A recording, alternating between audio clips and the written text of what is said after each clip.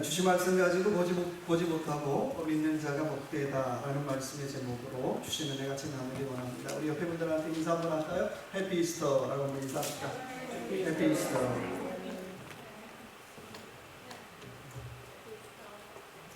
2차 세계대전 때 가장 큰 규모의 상륙작전을 꼽으라고 한다면 당연히 노르망디 상륙작전을 꼽을 수 있습니다. 연합군이 전세를 역전시키기 위해서 노르망디 상륙작전을 계획을 합니다. 그런데 당시에 독일군의 총사령관은 그 유명한 사막의 여우라고 불렸던 롬멜이 있었어요. 사령관들이 모여서 고민을 하지만 롬멜이 있는 한 안 됩니다. 롬멜이 있는 한 상륙작전은 불가합니다 라는 의견을 냈어요. 근데 마침 롬멜이 아내의 생일을 잠깐 맞이해서 잠깐 베를린으로 떠난다는 소식을 들었어요. 그 소식을 들은 연합군은 롬멜이 베를린으로 떠나는 날 6월 6일을 노르망디 상륙작전일로 정했습니다. 그리고 그날을 D-Day라고 부릅니다. 그리고 연합군 15만 6천 명의 병력이 노르망디 해안을 상륙합니다. 그리고 당시 노르망디 해안을 지키고 있던 독일과 치열한 전투 끝에 7월 27일 최종적으로 승리를 선언합니다. 그리고 바로 그 7월 27일이 V-Day라고 부릅니다. 승리를 얻기까지는 2달 가까운 시간이 걸렸어요. 여러분, 기독교인에게 D-Day가 있다면 언제일까요? 바로 오늘이 D-Day인 줄로 믿습니다.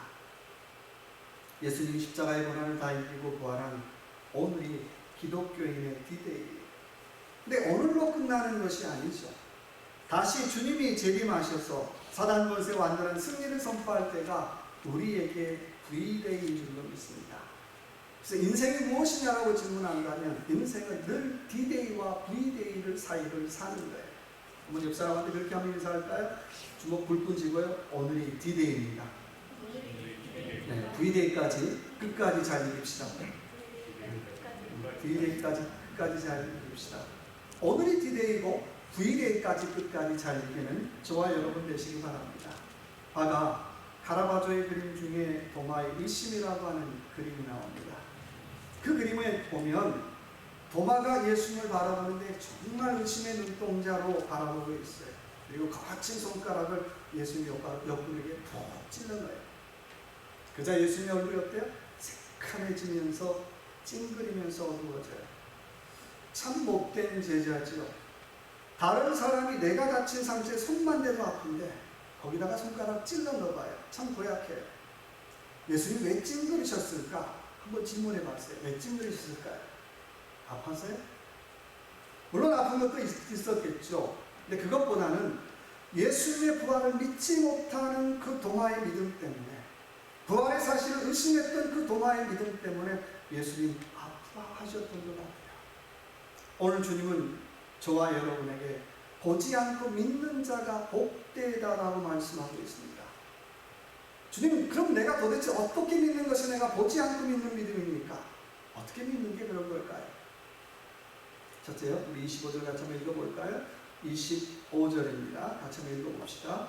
다른 제자들이 내게 이르되 우리가 주를 보았노라니, 도마가 이르되 내가 그의 못자국을 보며 내 손가락을 그 못자국에 넣으며 내 손을 그 옆구리에 넣어보지 않고는 믿지 아니하겠노라 하니라. 자, 첫 번째 보지 않고 믿는 믿음은 한번 따라해 봅시다. 부활의 확신을 갖는 믿음입니다. 도마는 계속해서 뭐라고 얘기합니까? 내가 손가락 넣어보기 전에는, 넣어보지 않고는 나는 믿을 수 없습니다라고 얘기하고 있어요. 옆구리에 넣어보지 않고는 도무지 믿을 수 없다는 거예요. 여러분, 예수님께서 도마에게 어떻게 하셨죠? 3년 동안 같이 밥 먹고 같이 잠자고 하면서 3년 동안 제자 훈련했어요. 천국이 어떤 것인가, 믿음이 어떤 것인가, 신앙이 어떻게 신앙생활해야 되는가를 가르쳤는데요. 여전히 도마의 목표는 내 손가락 넣어보기 전에 나는 믿을 수 없습니다. 찔러보기 전에 나는 믿을 수 없습니다 라고 얘기하고 있어요. 이거 보면 제자들 3년 공부가 도로문 같아요. 저와 여러분이 매주 또 성경 공부도 하고 주간에 성경 공부도 하고 직분자 교육을 해요. 그거 왜 할까요? 왜 할까요? 새로운 직분 받기 위해서? 아니죠. 믿음 자라게 하기 위해서죠. 신앙 자라게 하기 위해서. 저와 여러분이 아무리 많은 성경 공부를 해도 믿음이 자라지 않았다면 그 성경 공부 잘못한 거죠. 신앙이 자라지 않았다면 그 성경 공부 잘못한 거죠. 그렇지 않았겠어요? 내가 우리 동네, 저는 루치 사는데 우리 동네 지리도 잘 몰라요. 근데 내가 이스라엘 지도하면 뭐 하겠어요? 내가 루치에 피는 꽃도 모르는데 이스라엘에 피는 꽃 이름 알면 뭐 하겠어요? 내가 우리 동네에서 나는 과일도 모르는데 이스라엘에서 나는 과일 이름 알면 뭐 하겠어요? 지리 하나 하는 게 성경 공부가 아니라는 거예요. 동네 나오는 과일 하나 하는 게 성경 공부가 아니라는 거예요. 그 성경 공부를 통해서 내가 믿음이 자랐느냐라고 하는 질문 해보시면 좋을 것 같아요. 내가 그 성경 공부를 통해서 내가 신앙이 자랐느냐라고 하는 것 굉장히 중요한 일이에요.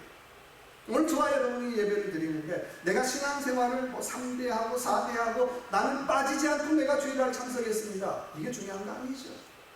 내가 예배드리는 만큼 내 신앙이 자랐느냐는 거예요. 오늘 내가 예배드리는 만큼 신앙이 자라지 않고 믿음이 자라지 않았다면 우리는 어떻게 해요? 곳곳에 나는 거죠. 그렇지 않겠어요? 똑같은 얘기잖아요. 내가 성경 공부를 통해서 성경 공부하는 만큼 주님 내가 믿음이 자랐습니다. 하나님 앞에 내가 예배드리는 만큼 내가 믿음이 자랐습니다. 내가 신앙이 자랐습니다. 이게 정상인 거예요. 이거 안 자라면요 도루묵이에요. 그래서 믿음이라는 말은 다른 말로 말하면 확신이라는 뜻이에요. 확신 없으면 믿음도 없어요. 만약에 기독교에서 부활을 뺀다면 어떻게 될까요? 뉴스에 보니까 온갖 축제가 다 이스터에 열려요. 별별 축제가 많더라고요. 근데요, 세상에 온갖 축제가 다 이스터 기간에 열리는데 부활도 없는데 맨날 교회에서 모여서 어떻게 부활절 예배 드린다고 상상해 보세요. 거기다가 부활도 없는데 매일 목사님 여러분 십자가를 지셔야 됩니다 라고 얘기를 해서 어떻게 세상에서 손해보고 세상에서 양보하고 그렇게 살았단 말이에요. 근데 거기다가 부활도 없단 말이에요. 그런 예수 믿으라고 전한다면 누가 믿겠어요? 나는 그런 예수 안 믿겠습니다. 아무도 믿지 않을 것 같아요. 그러나 여러분, 기독교는 부활의 존재예요. 부활은 다시 살아나는 거죠. 부활은 다시 일어나는 거예요. 부활은 다시 회복되는 거예요. 누구라도 anyone, nobody, 누구라도 예수 믿으면 다시 일어나야 될 줄로 믿습니다. 다시 회복돼야 돼요. 사람은 못 일으켜도 어느 가정이라도 예수를 제대로 믿게 되면 어때요? 일어나요. 회복돼요. 가정이 일어나고요. 사업장이 일어나고요. 그 사람의 신념이 일어나더라는 거예요. 근데 왜 나는 주저앉고 있나요? 누구 때문에? 웃기는 얘기죠. 내가 예수를 제대로 믿고 있나 한번 질문해 보내는 거예요. 내가 예수를 제대로 만났는가 한번 질문해 보내는 거예요. 내가 예수를 제대로 못 만났기 때문에 나는 주저앉고 있는 거예요. 그리고 여전히 어때요? 그 사람 때문입니다. 내가 예수 제대로 안 만났잖아. 내가 예수 제대로 안 믿잖아. 내가 예수 만난 경험과 체험과 기억이 없잖아. 그리고 여전히 어떻게 앉아있으면서 그 사람 때문입니다. 그 환경 때문입니다. 그러고 있잖아요. 여러분, 예수를 제대로 만나서 회복 안 되고 못 일어나면요 잘못됩니다. 최소한 우리는 신앙생활하면서 그런 마음이 있어야 되잖아요. 주님께서 우리 교회를 다시 한번 세워줄 줄로 믿습니다. 우리 가정을 다시 한번 회복시킬 줄로 믿습니다. 예수님께서 나의 삶을 다시 한번 회복시켜 주실 것입니다라고 하는 그런 확신이 오늘 저와 여러분에게 있어야 할 줄로 믿습니다. 히브리서 3장 1절의 말씀에 그러므로 함께 하늘의 부르심을 받은 거룩한 형제들아 우리가 믿는 도리의 사도이며 대제사장이신 예수를 깊이 생각하라. 누구를 깊이 생각할 거예요? 내가 상처받은 것 깊이 생각하고 내가 억울한 것, 내가 답답한 것 깊이 생각하라는 게 아니라 주님은 우리에게 끊임없이 요구하시죠. 예수를 깊이 생각하라. 여러분 부활절날 누구 생각하시겠어요? 계란요? 달걀요? 아니잖아요. 정말 예수를 깊이 생각할 수 있는 저와 여러분의 삶이 되시길 주님의 이름으로 축원합니다. 그런데요, 도마는 이런 확신이 없었어요. 정말 그런가? 그렇지 않을 거야. 가짜일 거야. 우리의 손가락을 푹 찔러놓지. 여러분, 이건 확신이 아니에요. 그래서 부활의 확신을 갖고 사는 사람은 늘 영적으로 3일의 신비를 갖고 사는 사람. 마치 예수님께서 3일 만에 십자가에서 부활하신 것처럼 내가 힘든 일을 만나도, 내가 어려운 환경을 만나도, 어려운 사람을 만나도 3일 지나면 어때요? 이길 수 있을 거야. 3일 지나면 괜찮을 거야. 또 영적으로 3일을 보내면 내가 괜찮을 거야. 내가 지금 사업이 너무너무 어렵고 내 가정이 힘들고 내 삶이 어려운데 내가 영적으로 내가 3일 지나면 괜찮을 거야. 그런 3일의 신비를 갖고 사는 사람이 바로 부활의 신비를 고백하는 사람입니다. 여러분, 부모님 옆에 분한테 한번 그렇게 한번 인사합시다. 3일 지나면 괜찮을 겁니다. 자, 우리 교회 3일 지나면 괜찮을 겁니다. 우리 가정 3일 지나면 괜찮을 겁니다. 그리고 또 수요일날 전화 와가지고 목사님 3일 지났는데 아무런 일도 없는데 그러면 정말 안 돼요. 그런 얘기하는 거 아니죠. 두 번째는 26절의 말씀 보니까 8해를 지나서 제자들이 다시 집안에 있을 때에 도마도 함께 있고 문들이 닫혔는데 예수께서 보사 가운데 서서 이르시되 너희에게 평강이 있을지어다 하시고, 두 번째 보지 않고 믿는 믿음은 한번 따라해봅시다. 평강을 누리는 믿음입니다. 여러분에게 평강이 있으신가요? 오늘 말씀 보니까 예수께서 가운데 서서 이르시되 뭐가 있을지어다라고요? 평강이 있을지어다.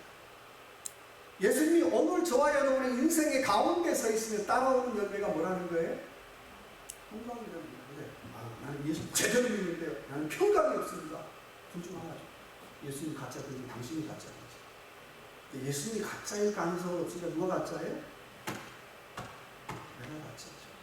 예수님이 어떤 인생의 가운데 있으면 그 인생 가운데 평강이 있어야 돼요. 목사가 그렇게 설교해서는 아니잖아요. 오늘 말씀하잖아요. 예수님이 내 인생의 가운데 서면, 내 사업장의 가운데 서면, 내 직장의 가운데 서면, 나의 삶의 가운데 서기만 하면 평강이 있을지어다라고 말씀하고 있어요. 제 말 아니잖아요. 목사님, 나는 예수님에서 평강을 한 번도 못 봤습니다. 예수 안 믿는 거예요. 예수 못 믿는 거죠. 그렇죠?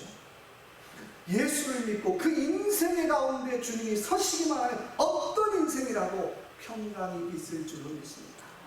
내 사업장이 그럼요. 내 직장이 그럼요. 내 인생이요. 그럼요. 이유는 내가 평강 주는 게 아니잖아요. 예수님이 그의 인생의 가운데 서셨기 때문에 그의 인생의 평강이 있는 거예요. 근데 왜 내 인생에 평강이 없을까요? 그건 예수님이 내 인생의 가운데 서본 일이 없다는 거예요. 내 인생의 가운데 주님이 서보지 못하셨다는 거예요. 예수님은 오늘 부활하셔서 첫 마디가 샬롬, 평강이 있을지어다. 평강이 있을지어다. 사업장에도 샬롬, 직장에도 샬롬, 너의 인생에도 샬롬. 샬롬을 얘기하고 있어요. 여러분, 신앙은 체험입니다. 내가 100가지 얘기를 아무리 해도 한 가지 체험해보는 게 귀한 거예요. 내 신앙이 체험해보지 않으면 잘하지 않아요. 여기만 커진다. 여기는 다 안개니까 그거 다 알아. 하나도 여기 남는 게 없어. 이 말은 내가 신앙생활하면서 내 마음에 평강을 느껴본 적이 있느냐는 거예요. 여러분의 가슴 한켠에 샬롬이 있느냐는 거예요. 내 가슴 한켠에 샬롬이 있어야 예수가 고백될 수 있는 거예요. 이 가슴 한켠에 샬롬이 있어야 하늘나라가 고백되는 거예요. 이 가슴 한켠에 샬롬이 있어야 주님이 제대로 고백되어지더라는 거예요. 이 샬롬이 없으면요, 고백되어지지가 않아요. 남들이 얘기한 거 주소들, 인터넷에서 주소들 마치 내 얘기인 것처럼 그럴듯하게 얘기하고 살아요. 근데 나만 그렇게 사는 게 아니라 99%가 그렇게 살아요. 근데 어떻게?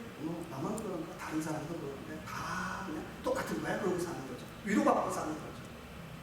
근데 다른 사람 그렇게 사는 건 오케이. 중요한 건 내 인생이 달린 일 있잖아. 내 인생에. 좀 죄송한 얘기지만 다른 사람 지옥 가는 거 내가 못 말리잖아. 근데 내 인생이 달린 일이잖아. 내 인생이. 내 인생의 이 가슴 한켠에 무엇이 고백되어지고 있느냐는 거예요. 이 가슴 한켠에서 천국이 고백되어지지 않고 주님이 고백되어지지 않는다면 나는 어디로 가고 있어요? 그렇지 않겠어요? 내 가슴 한켠에 주님에 대한 감동도 없는데, 기쁨도 없는데, 감사도 없는데 예수님 믿으세요. 너나 잘 믿으세요. 당신이나 잘 믿으세요. 그러고 말 거예요. 성경에서 이런 감동을 주는 한 사람을 여러분에게 소개하려고 합니다. 바나바라고 하는 사람. 그 사람의 이름의 뜻은 위로의 아들이라고 하는 뜻을 가지고 있어요.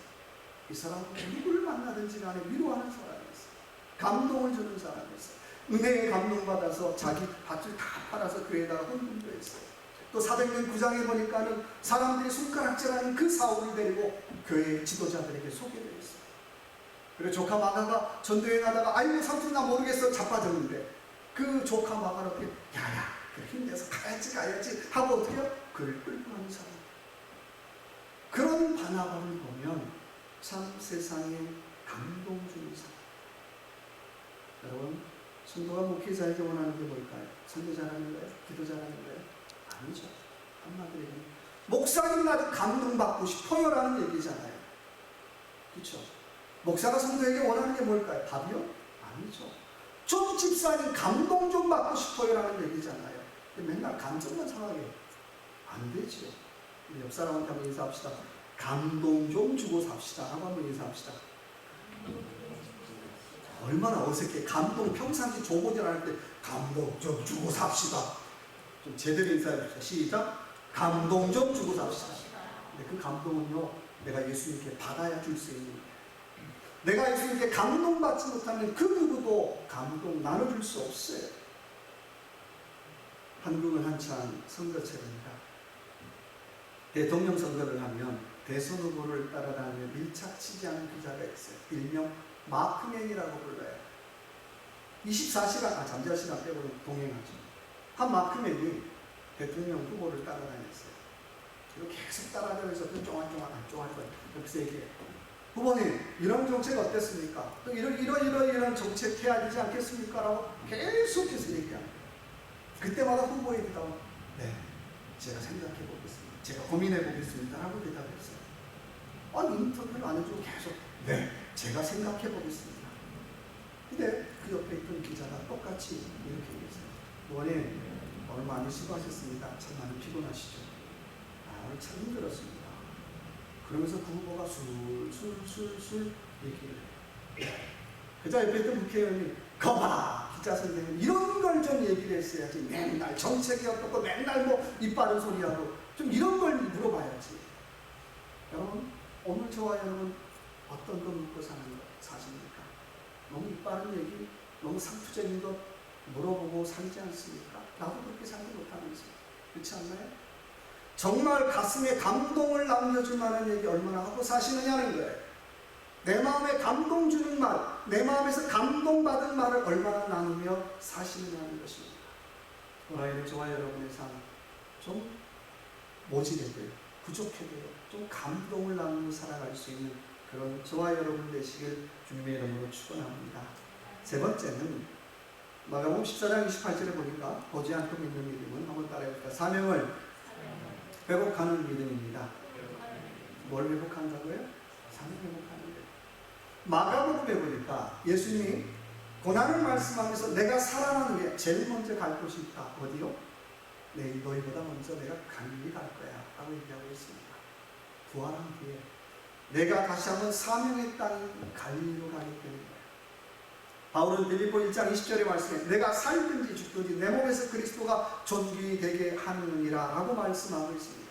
바울에게 당신 사는 이유가 뭡니까? 당신 죽는 이유가 뭡니까? 라고 질문하면 바울은 내가 사는 이유도 누구 때문에요? 나는 그리스도 때문에 삽니다.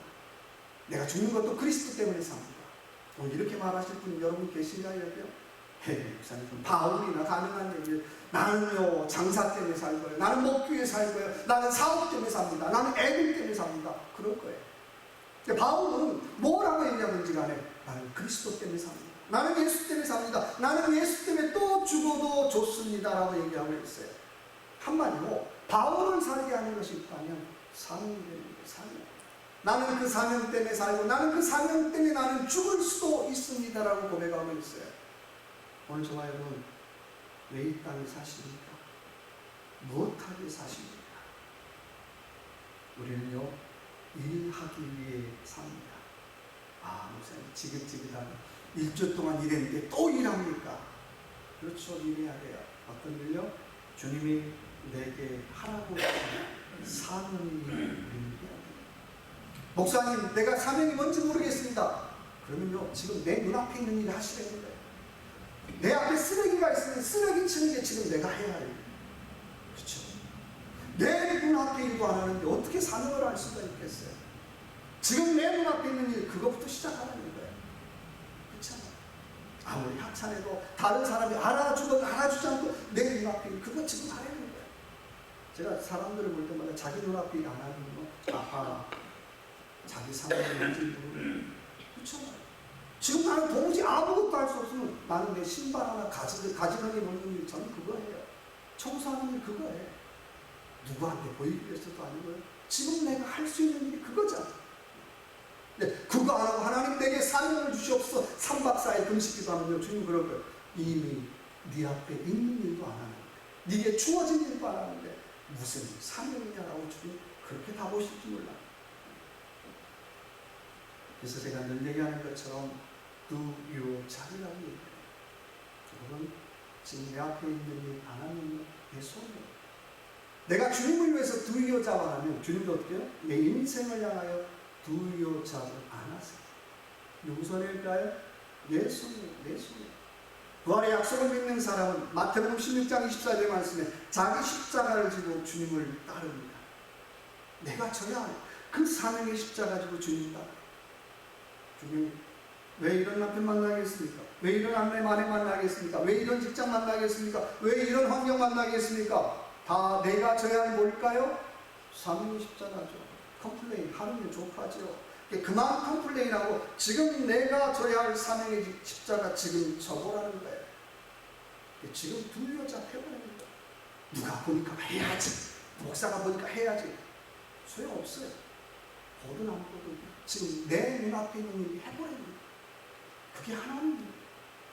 올 9월에 4번 동안 총리를 연임했던 독일의 메르켈 총리가 퇴임을 합니다. 독일 국회에서 나는 9월 달에 총리직에서 퇴임하고 정치에서 완전히 퇴임해서 평범한 가정주부로 나는 돌아가겠습니다라고 연설을 했어요. 그래서 국회의원들이 일어나서 기립박수를 6분 동안 기립박수를 보냈어요. 속이 시원해서가 아니죠. 4번의 총리를 하는 동안 너무너무 수고했기 때문에 기립박수로 감사를 보내는 거예요. 메르켈의 총리 시절을 되돌아보면 그 흔한 비리 하나 없어요. 그 흔한 친인척을 고위직에 임명하지도 않았어요. 놀라운 것은 그가 총리가 되기 전에 살았던 아파트에 지금도 살고 있어요. 러시아의 푸틴 대통령 재산이 213조래요. 21억 불, 213억 불인가요? 너무너무 초라하잖아요. 거기에 비하면. 기자가 물었어요. 총리님, 집에서 밥 누가 합니까? 가사도우미가 필요하지 않습니까? 빨래는 누가 합니까? 라고 질문했어요. 그러자 메르켈 총리는 저는 가사도우미가 필요 없습니다. 음식과 빨래는 내 남편하고 나하고 매일매일 나눠서 합니다. 그래서 기자가 짓궂게 또 물었어요. 근데 총리님, 왜 텔레비전에 나올 때마다 맨날 똑같은 옷만 입고 나옵니까? 당신은 옷이 없습니까? 라고 질문했어요. 그래서 메르켈 총리가 이렇게 대답했어요. 여러분, 나는 모델이 아닙니다. 나는 국가의 일을 하는 공무원일 뿐입니다. 라고 대답을 했습니다. 참 멋있는 총리죠. 내가 뭐가 되면 올라간 줄 아는데 아닙니다. 나는 모델도 아니고요. 나는 국가의 일을 하는 나는 공무원일 뿐입니다. 라고 대답했던 거예요. 정말 자기가 해야 할 do your job을 하고 떠나는 아름다운 총리의 모습입니다. 사도행전 2장 23, 32절의 말씀에 주님이 이렇게 말씀합니다. 우리가 이 일에 증인이 되어야 하리라고 말씀하고 있어요. 증인은요, 말로 증인되는 것 아니에요. 생활로 증인됩니다. 열매로 증인됩니다. 내가 주님의 증인입니다라고 말하기 전에 내가 맺었던 열매를 좀 보내는 거예요. 이게 증인다운 열매이지. 그래서 오늘은 저와 여러분의 삶 속에 주님, 내가 다른 건 잘 모르겠고요. 지금 내 눈앞에 있는 두 유로자, 내가 그거 하면서 내가 주님의 증인 되겠습니다 라고 하는 믿음의 고백으로 승리하는 저와 여러분의 귀한 부활주의 되시길 주님의 이름으로 축원합니다. 같이 한번 기도하십시다. 기도할 때 주님, 내가 부활의 확신을 갖게 하시고 평강을 누리게 하시고 다시 한번 사명을 회복하게 하여 주옵소서라고 이 시간에 한번 주여 한번 외치고 같이 한번 통성으로 같이 한번 기도하겠습니다. 주여! 아버지 하나님